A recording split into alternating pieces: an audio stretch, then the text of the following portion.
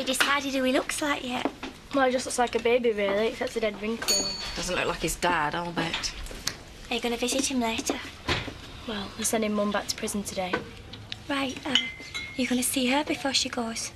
I reckon she's going to be a bit busy getting her stuff together. Actually, I was wondering if I could hang out with you for a bit. Oh, well... Excuse me? This isn't some sort of local authority coffee and counselling centre. If you haven't got anything better to do, go back to school. Right then. I better go, because I can see you're fantastically busy in here, Viv. Debbie, don't. Mrs. Hope.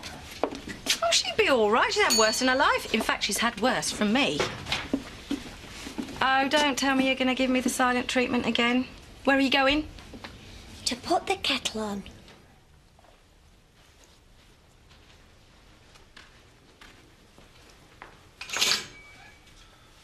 Hiya. Didn't hear you come in. I'm good at sneaking around. So I see. How are you? All right. Well, not all right, but you have to say all right, don't you? Do you want to talk about it? Actually, what I do is not talk about it for once. Okay.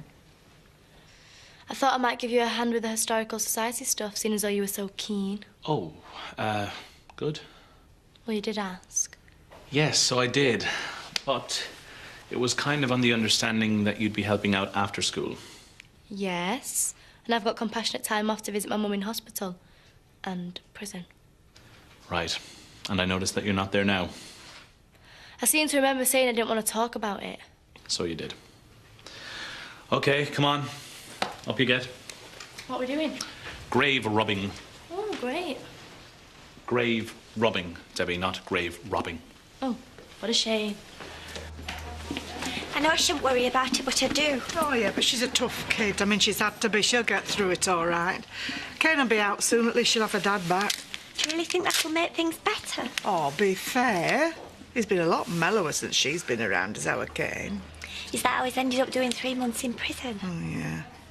Hey, but it was contempt of court for protecting charity. See what I mean? He's mellowed.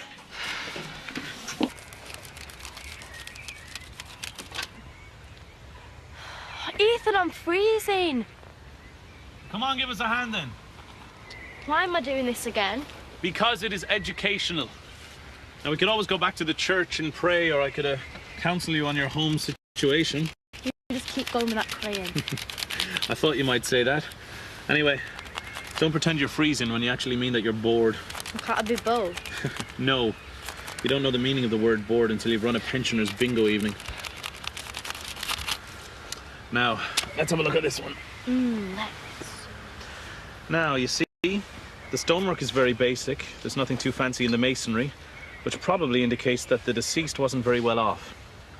Someone who was dirt poor. And now they take the excitement. Who was he? William Charles Fisher departed this life 1915, in his 50th year. So what? So, there aren't any other Fishers in the graveyard. And he wasn't buried with anyone, so he probably didn't have any family in the village. Meaning they knew even less about him than we do now. Amazing. Meaning, possibly he wasn't from around here. Possibly he was an itinerant farm labourer. You what? It meant he travelled around a lot. Anyway, regardless of the point, he wasn't very old when he died, which once again indicates that he wasn't very well off. Life was very hard for poor people back then. Or maybe he was just a lonely old miser who smoked too much and didn't want to spend any of his hard-earned fag money on a fancy tombstone. Just as likely, I'll admit. However, a bit more research will tell us either way. If you say so. Point being, whoever this man is, he has a story. I wonder if it had a happy ending. Still, don't stop me from being freezing, does it? There is always the church. Give me that crayon. I'll do the next one.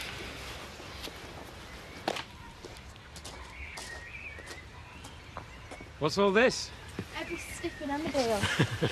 Debbie's been helping me out with the local history thing. I see. Yeah, and now she's resigning on account of a bad back. Listen, I've got to go. Do you want to come in for a drink? No, I better not. I can't take much more excitement. Oh, go on, admit it. You enjoyed it more than you thought you would. I'm admitting nothing. See ya. Bye. Bye, Debbie. Thanks for your help.